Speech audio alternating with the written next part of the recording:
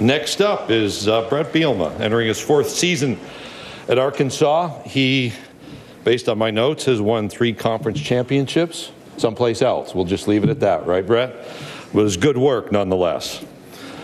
Overall, he has an 86 win and 44 loss record in 10 years as a head coach. Last year, Arkansas finished the season winning 6 of their last 7 football games.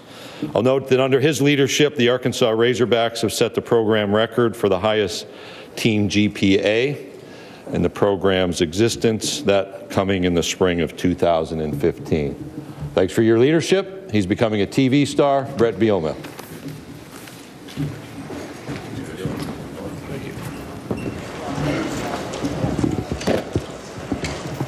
Thank you, Commissioner. Been a tremendous ride to get here and come back for our 4th year. I know today has been you guys' 3rd straight day of coaches coming up here and talking, so you probably have heard your song and dance from a lot of different guys. The thing I think about is as I get ready for these days, I've never been in a morning session. One of the things I like to do is watch the commissioner's opening comments, and then I try to watch at least the general session, this session with all the other coaches, to hear questions that I might get, prepare myself for things that I might have come up on my radar. It's something I learned from my predecessor back at Wisconsin, Coach Alvarez, to learn a little bit for those that come before you. So I was watching that, and as I listened to Commish give his opening comments, and I know he gave a speech that and for me personally, it showed me a path that he wants us to go in, and the part about coming to this conference that I never realized I've been a part of. I remember my first year, we were getting ready to play a game, and I had an issue arise that I wasn't happy about, wasn't very excited about, and felt I was in the right, and I said some things to the media that kind of drew a line between me and another SEC school. Before I got back to my office, I had a call from the commissioner. Commissioner Sly was on the phone. Who basically got after me as hard as any man has ever gotten after me, other than my father in my life, about what I had just done and why I did it and why we don't do that in the SEC. We're about building a label and a brand that's second to none. And it really opened my eyes to the extent of why I came here, why I came to the SEC. The reason I came here was a lot of different things dealing with my old university I left, but more importantly, I wanted to come to a conference that if you're able to stand at the title, if you're able to stand at the conference championship and realize that you have just won an SEC title, you really would be standing at the top of college football. I believe that before I came here. I believe it now 4 years later more than ever. I know he talked about a little slogan, it just means more. It means more to me now as a head coach at Arkansas to see the growth that we've had over the last 4 years and reflect how it's happened, and not just in our program, but in our community, in our state, in our nation, really. You know, I get a chance to travel this country all over the time, and when you come across an Arkansas fan, they let you know it. They let you know it in a variety of different ways by yelling "pig suey," a woo pig, a bump, an interference that cuts you off in traffic, whatever it is. You know who they are and why they're there and what they love. And you know, the part that jumped out to me is how did we get to where we are going into the season? You know, my first year we went 0-8 in the SEC. Probably the most embarrassing point in my coaching career, to realize I couldn't win an SEC football game. Didn't really doubt if I could or not. I just wondered why I didn't and how it didn't happen. And then the next year to go 2-6 and realize at the end of the year that we could probably start playing with anybody in this league. And then last year, to me, you know, it's a 3-9, it's a 7-6, and 8-5. But in the inner picture, I'm trying to get that 8 wins in the right addition to make it to Atlanta. So we went 0-6, 0-8, 2-6, and then last year to go 5-3. And I look at the 3 losses and to realize we lost in overtime to A&M. We lost a heartbreaker on a game-winning field goal against Mississippi State and led Alabama at half and couldn't close it out. I realized we're getting really, really close to where we want to be. And it's because of the players in our program and the coaches that we brought in that make a huge difference. These 3 guys with me today all have unique stories, backgrounds, and all the things that you can just kind of poo-poo and put to the side. Or I'm going to tell you, they're the reason that we've brought change. I look at Jeremy Sprinkle. When we got there, he was 6'6", 205 pounds. If he turned sideways, you couldn't see him. You know, he was skinny as skinny gets. And now he's a 6'6", 250-pound man that is ready to to make his mark in tight end play in the SEC and in our team and in our conference and in this country. He could be a Mackey Award winner. He's got that much talent. I've had a lot of really good tight ends. But I remember a crossroad his sophomore year when we wasn't really doing what I wanted him to do in the classroom, off the field, everything from A to Z. So I did a simple thing. I called his dad and said, hey, can we have a meeting? And we sat down with his dad and talked about where he could be and what he wanted to be if he wanted to do it. And from that point forward, he's been a different guy. Dietrich Wise is a beautiful 6'6", 270, 280-pound defensive end. When I got there, he had just redshirted. He was also throwing on the track team. He was also heavily involved in his fraternity. He was doing a lot of different things. And to me, he had a lot of really good things going, but he didn't have a GPA what I wanted. He didn't have all the things going in the right direction. So I just sat him down and simply, hey, do you want to be just involved in a lot of different things, or do you want to be great at a few things? And we talked about taking a few things off his plate. I've had conversations with his parents. We took track out of his life until we got a better GPA, and the result is he could probably be one of the most premier defensive linemen. He's already got a degree in his hands. Jeremy have already graduated. They're already in a diploma in hand going into their senior year. And then Brooks Ellis is one of the first players that I sat down with one-on-one in my arrival at Arkansas. He's from Fayetteville. Had all kinds of different offers, a huge academic success story in high school, has continued in college. But the best part about Brooksy, you know, I knew he was from Fayetteville. I knew he wanted to be a Hog. He committed before I got there. And I sat in that home, and he's sitting there with a mom and dad, but there's a grandma that talked about her husband, who was Brooksy's grandfather, who played at the University of Arkansas. And the whole room got quiet when she talked about who he is and what he represented to the family. And Brooksy has made a lot of tackles and done a lot of really good things. He probably at one point didn't think he was going to be as good a player as he is today. A guy that's up for the most elite awards for linebacker play. He's a 4-year starter, but he's also a pre-med 3.8 student. Did an internship in Belize. Just done so many different things that aren't pertaining to football that'll give him success forever. So that's what I told our kids, you know, coming into today. You know, you're here to represent Arkansas. We're going to talk about SEC. We're going to talk about the media day, and we're going to talk about, you know, the season in front of us. But don't forget the stage that you're on. Don't forget the voice that you can convey. Everybody's going to probably ask you a comment on today's world and the environment that we live in, the different things going around from Black Lives Matter to all the things that happen across our nation and across the world. And if they're going to make a voice, they're going to make a stand. I said, you're already doing that, man. You represent us in the best fashion possible. You've kept your nose clean. We don't have to worry about whether a guy, you don't have to ask me if I'm going to suspend anybody for the first game. It doesn't come up in our program. Not to say it won't, and at some time it may rear its ugly head. But in 4 years, I've never had to make a decision about the opening game if I got to start somebody or not. It's just something I believe in. If you do enough good things off the field and you represent what you want, both on it and off it, things are going to eventually go your way. So I'm excited. We got an opening schedule with La Tech, a team that won 10 ball games a year ago. Our AD had a nice idea to throw TCU into the mix before we take on the SEC West. One hell of an idea. So I'm very excited about seeing Coach Patterson. I see him once a year on a Nike trip. That's good enough for me. I don't really want to play him, but that's what we're going to do. And then they got a home game coming to us next year. You may have heard we had another home and home that got canceled. We had one that was going to hopefully work out against Michigan, but the powers that be got involved there, so we're missing out on that. But I'm very excited to have that kind of caliber in the non-conference before we jump into the SEC West. Have a chance again to play a schedule that is pretty awesome. We're the only team that I believe that also faces both SEC East and West champion from a year ago.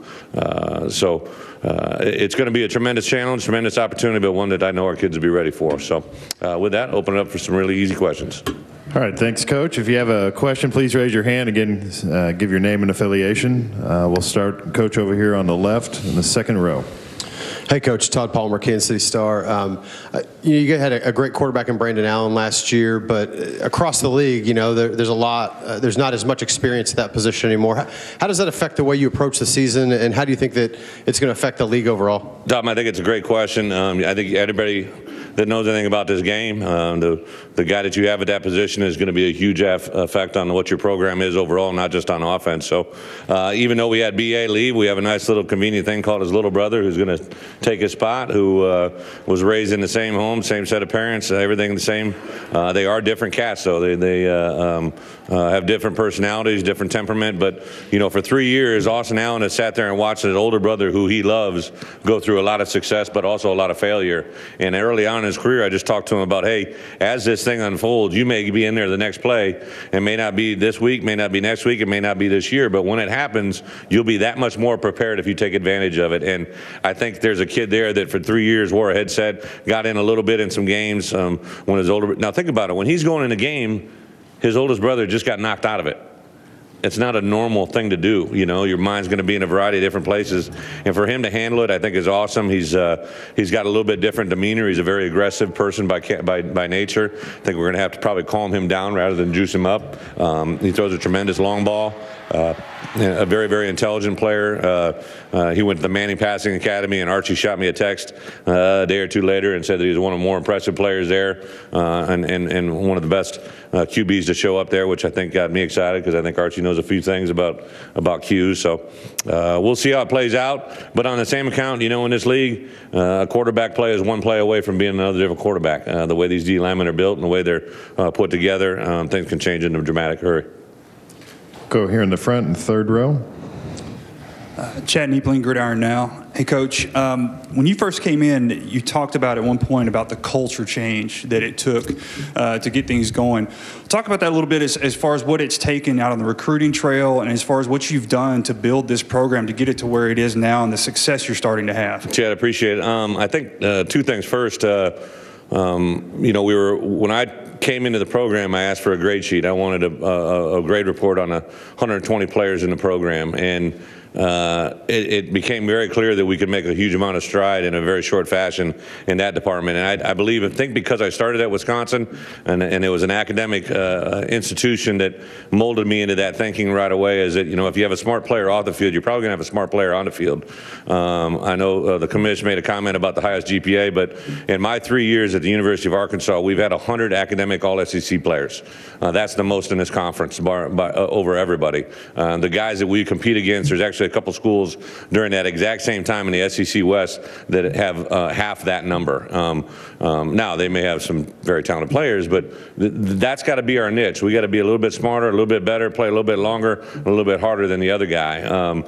We went from a ratio where there were X number of days every player had been arrested before I got there, to I believe we went through like almost an 18-month window without any player having any significant trouble, and I've only had a handful since we've been there. So I think there's a lot of it to there, but what I love is now we're attracting a certain type of player. I'll have a young man come in, and he may be a national recruit who's been to 20 different places, but all of a sudden he starts mentioning us in the same name as some of these more elite programs that over 50 years have been doing it, you know, and that gets me excited. So, and plus just to have players graduate.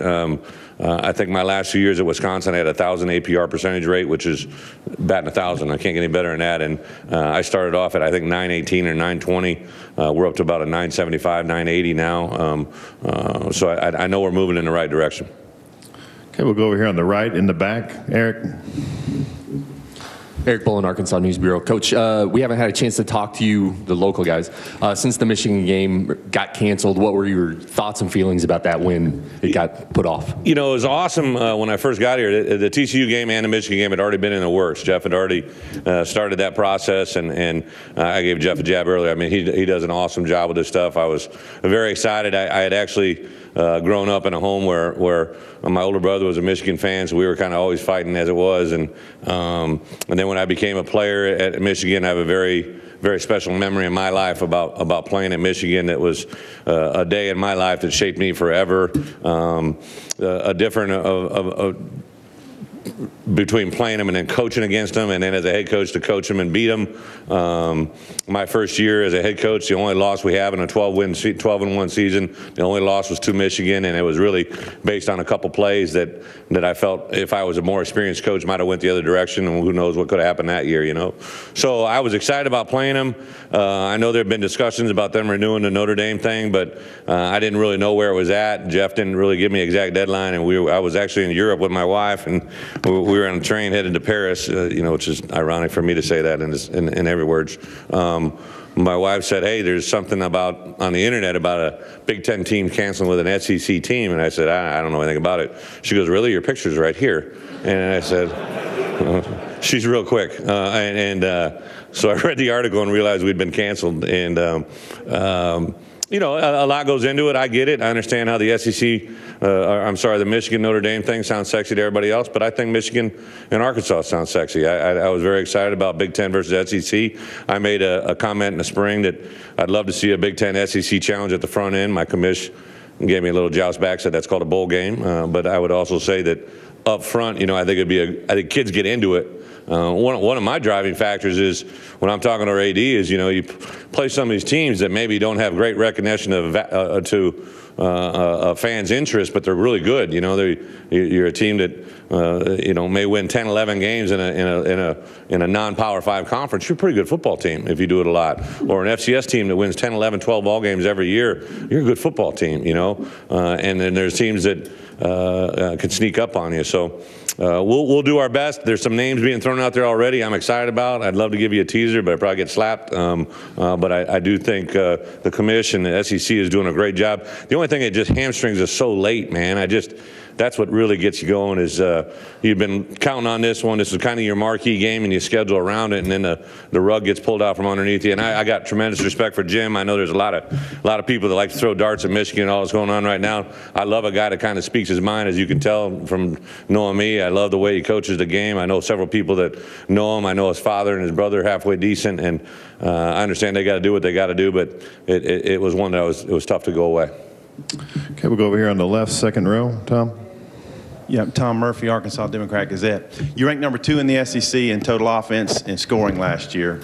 But when you look at the personnel you lost and starters returning, can you guys come close to repeating those numbers this year? You know, Tom, and obviously you're an Arkansas guy. The one part that I hope that everyone begins to understand and appreciate is at the University of Arkansas, and it is something I believed in. We did at Wisconsin when we really got it rolling there. We were losing, you know, anywhere from 6 to 8 guys every year in the draft. Sometimes one year I lost 13 players, 14 players. We were 2 years back to back. We put more players in the NFL than anybody in the country. And even though you don't know who they are right now, I can tell you who they are. You know what I mean? There's going to be some guys. Everybody wants to concentrate on Austin Allen, but you know you're going to have a running back come in by the name of Devois Whaley and T.J. Hammonds, who I think are going to have a huge impact on our season. Jack Krause is a tight end out of Bentonville. Hasn't really done much yet, but I think he's going to play some really good football in a backup tight end position for us. Frank Ragnow, who is kind of coming into his own, was a good offensive lineman a year ago. I think he can be a dominant offensive lineman. Defensively, Jeremiah Ledbetter began to come into his own last year. I think he could be a premier player for us this year. As well as maybe a Josh Lydell, Dre Greenlaw. At Arkansas, we're not built very sexy. We're just kind of a work in progress. We need a lot of time in the bathroom to get ready and come out and look great. But when we do, we'll stop time, you know, and at some point we'll get to where we want to be. And when we get there, it just means a little bit more. Okay, we'll go over alongside the wall on the left. Coach Daniel Paulin with the Clarion Ledger. Could you kind of take us through your just what you were thinking on that last drive against Ole Miss, and is it still surreal to you 8 months later to 4th and 25 and all that? Yeah, I get where you're coming from. I do remember distinctly saying to myself when we score, and I said this, I think a couple minutes, you can ask my coaches before that drive, I said, when we get the ball back, we're going to drive down, we're going to score, and we're going for 2. So get that in your mind. One of the things I was a coordinator. One thing Coach Alvarez really, really taught me, and when I was a coordinator with Coach Snyder, to me, those are two All-American or Hall of Fame coaches for a reason. They tried to minimize the surprise to you as a coach. As a head coach, you need to give them the decision before it's there. So I knew in that situation, first I wanted to stop them on offense the other end, but it didn't happen. So I didn't tell my defensive coaches. I flipped to channel B and say, hey, if we give up a score here, we're going to go down and go for 2. And Dan said, okay. So he knew exactly where we're going, which is why he called that first play, and we had the face mask call, and then we unscored on the second attempt. But the Hunter heave, or whatever you want to call it, with Hunter, it was a fourth. What I got mad at, I was watching the film on Sunday, and half of my guys took their headsets off. I said, what the hell?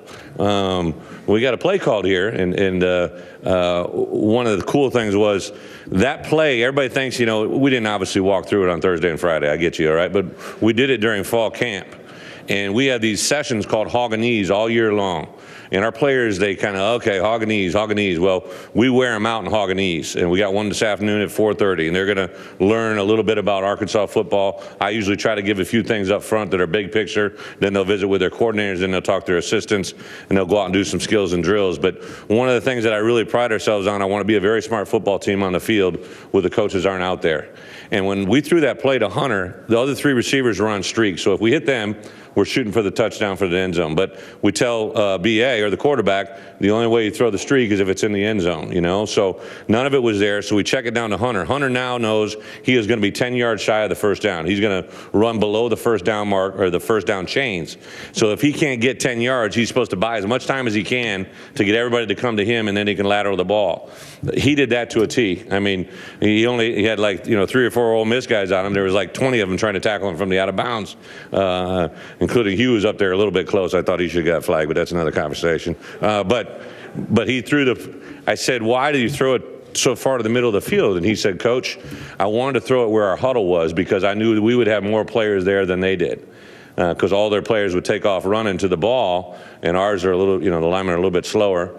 And that's when I think divine intervention did happen. I'm a believer. I'm a believer. And Hunter's father is a pastor, so I knew it had something to do with it as well. But he happened to heave it to the tallest guy in the field, who's Skipper, who tapped it to the fastest guy in the field, who was Alex. And then Alex, who's not the most well-versed Hogganese patron in our program, he thought he had to score a touchdown. He didn't know he just needed to get a first down.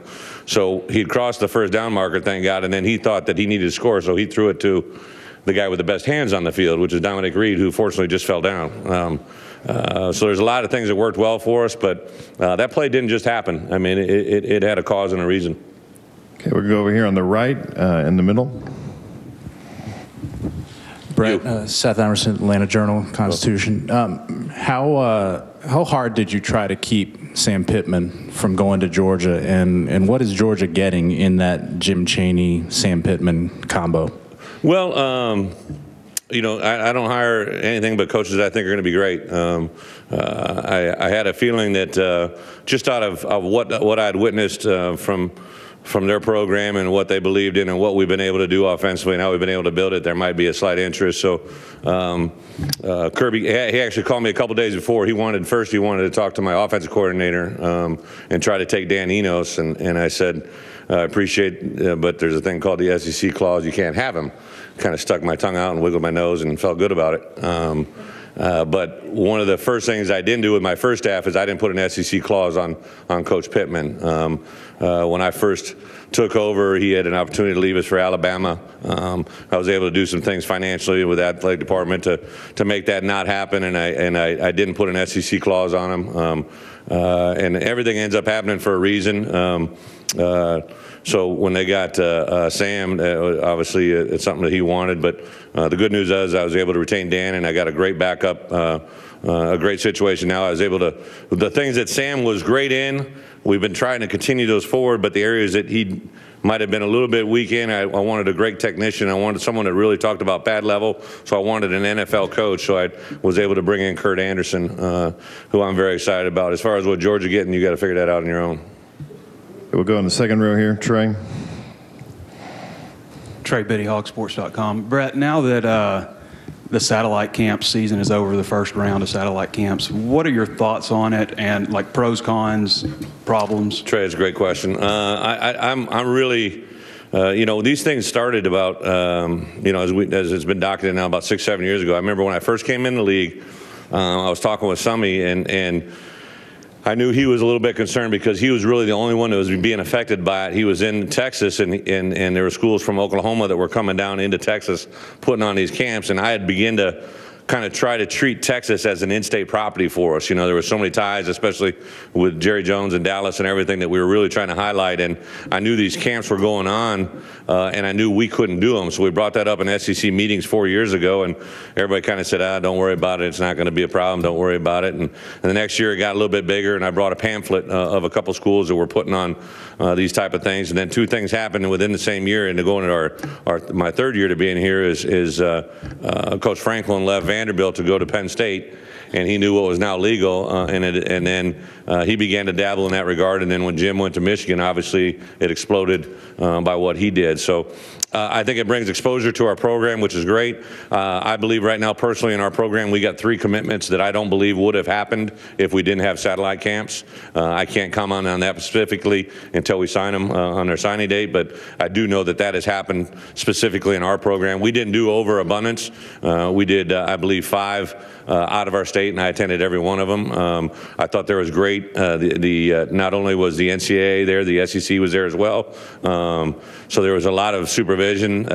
You take, for instance, the one in Atlanta, the Minority Coaches Association in Atlanta got together and put on probably the best one I saw.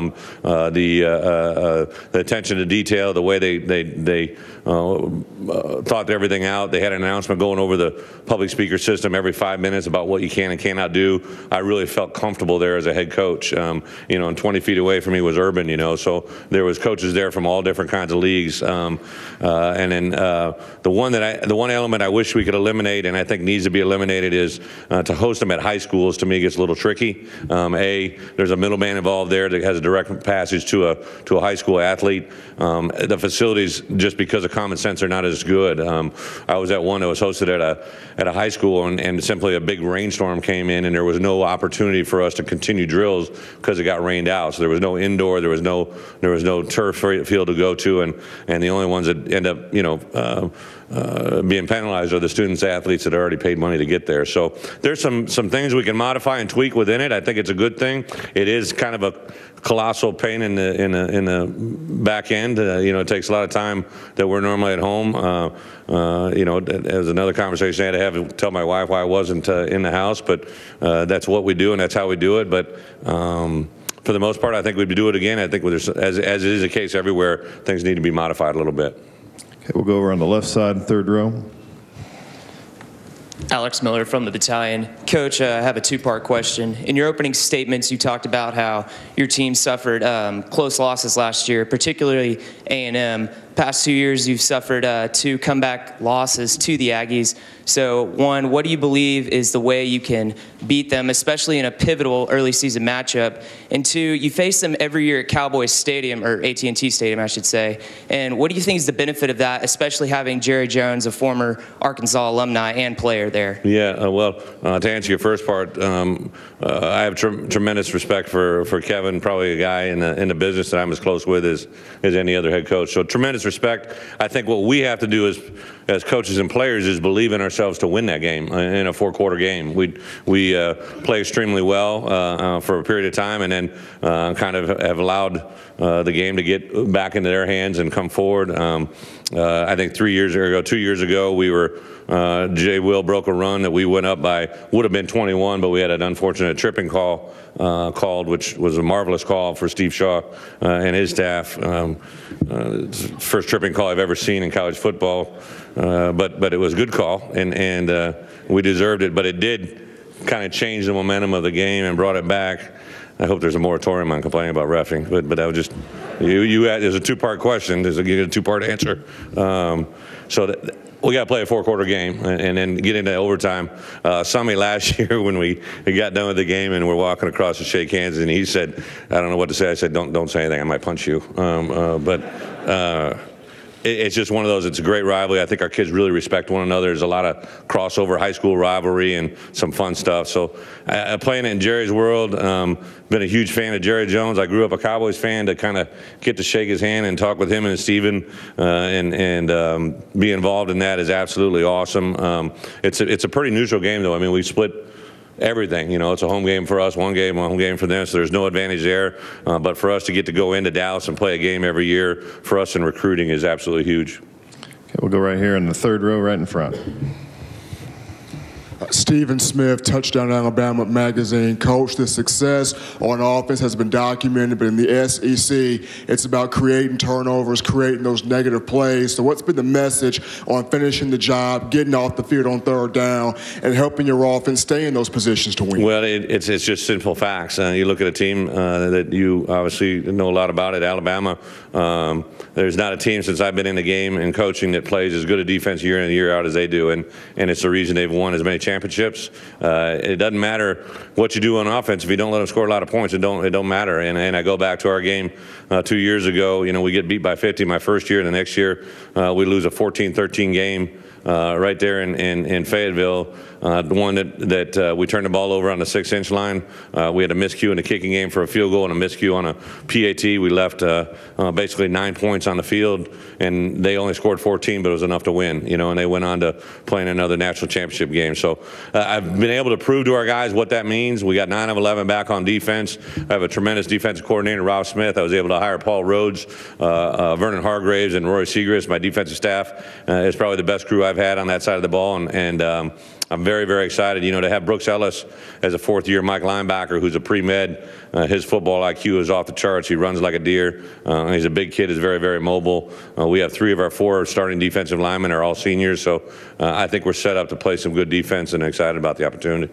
Okay, we'll have one final question here on the left, Ron. Yeah, Ron Higgins, NOLA.com. Brett, the 2 years before you got to Arkansas, they had like 11 players arrested, and since then you've only had 4. How did you change that? Does that start in recruiting for you, and how carefully you recruit? You know, again, you guys get me to talk about this too much because I believe in karma and there's things that come back. But I do believe I learned a very valuable lesson from Coach Fry, and he always say you recruit your own problems. When we were in recruiting, I was going down to recruit in certain areas. I had Chicago, Minnesota, and South Florida, and he'd always remind me of that. Brett, you recruit your own problems. You recruit your own problems, and I've always taken that to heart. But I take into account, you know, we still have a roster that senior class were ones that I didn't recruit, and they've been great. So it's a methodology. You know, I was looking at I was watching NFL Network the other day, and you know, they're counting down the top 100 players, and then during the commercial break, they played a thing that had the top 10 jerseys in the NFL.